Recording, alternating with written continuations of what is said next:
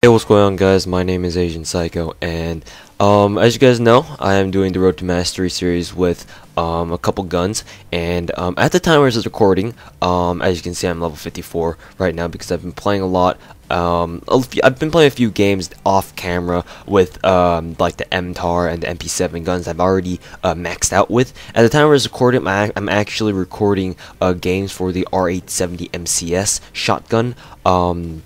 So all the games that I have done for the MP7, the MK48, those are, I've recorded them all, and I have yet to put them up on my but I don't know how long it'll be before I actually throw those videos up. But I thought it'd be a good idea for me to show you guys at least my first class, the MTAR, which I've already finished the maxing out procedure on my channel for, I believe. So let's get started and take a look at my class here to kind of see what I've been rocking. So as you can see, this MTAR, this is basically my setup that I've been using.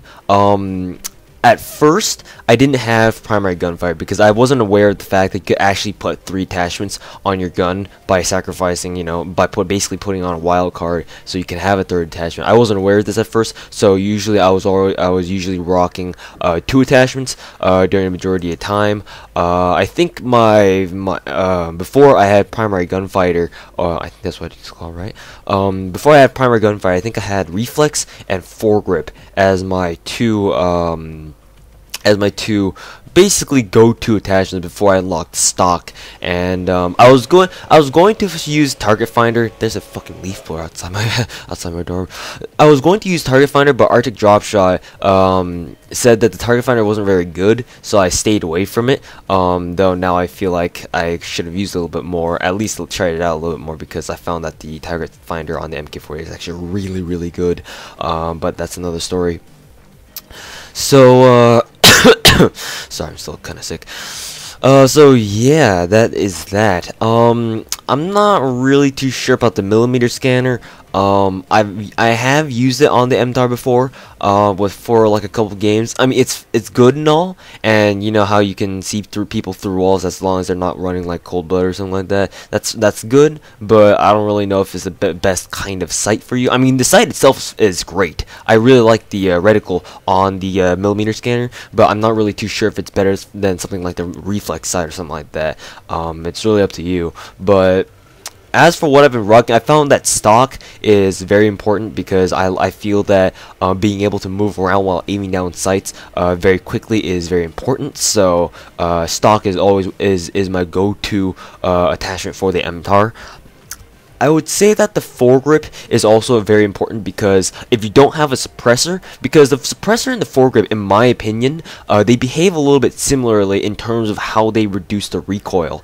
The foregrip and suppressor both reduce the recoil on the MTAR considerably, because if you guys don't know, the MTAR has a lot of it has very unpredictable recoil when you go full auto with this, especially at a distance. You'll notice it right away at middle range combat, and the MTAR just basically kicks all over the place. So the foregrip, both the foregrip and the suppressor do a good job of basically reducing the amount of recoil that you feel on the MTAR. So it's basically one or the other. If you put both of them together, it's almost it doesn't really like make it so that the MTAR is like a recoilless gun by no means, but it does basically reduce the recoil down to nearly nothing. But that's kind of overkill by that point.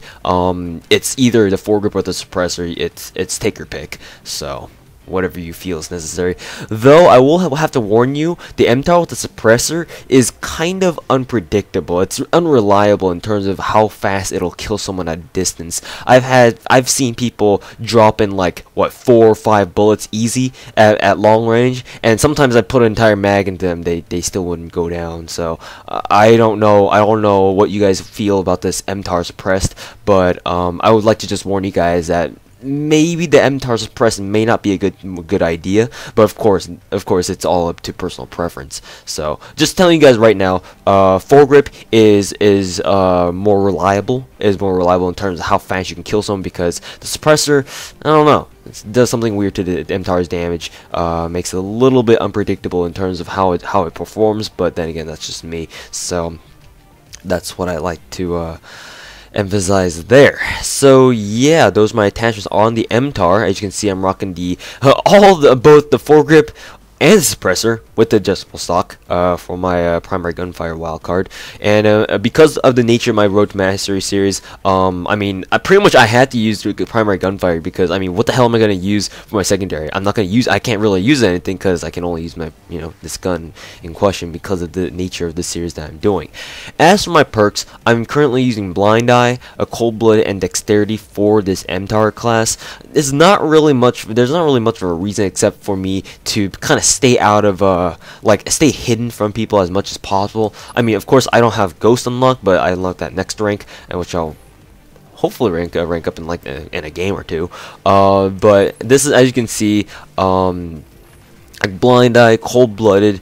Basically, this is to keep me off enemy comms, except if they have a UAV up. So, and Dexterity, I feel that this Dexterity is a very great perk, because for assault rifles, they aim down sights, I think, slower than submachine guns, right? So, and especially since I run around a lot, this is basically very useful for me. So yeah. I've heard that awareness does not do a single damn thing.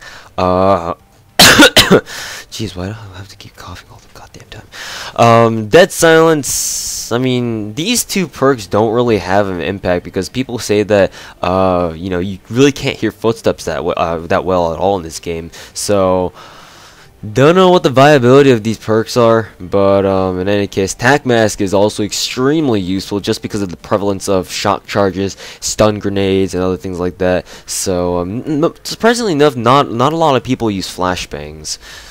Don't know why, but shock charges seem to be very popular. Probably because of its nature to act like a balancing Betty, where you can throw it at the ground, it won't go off until an enemy comes by, and then it'll shock them, so you know what to expect. Fucking campers. So yeah, I also do like extreme conditioning. I think I have it on my MP7 class, but for my MTAR class anyway, I'm using Dexterity. So there you go. So yeah, I'm using Semtex and concussion grenades on this as well. Basically, I don't really the perks here, they're not too intelligently placed, I'll admit that, but then again, for the MTAR class anyway, I'm not really focusing on the perks. I'm just focusing on my guns, as with most of my classes are. So yeah, that's that. So anyways, thank you for watching. This is my MTAR class that I find the most useful, and as you can see, my level is max. So yeah, thanks for watching, guys, and I'll see you guys later.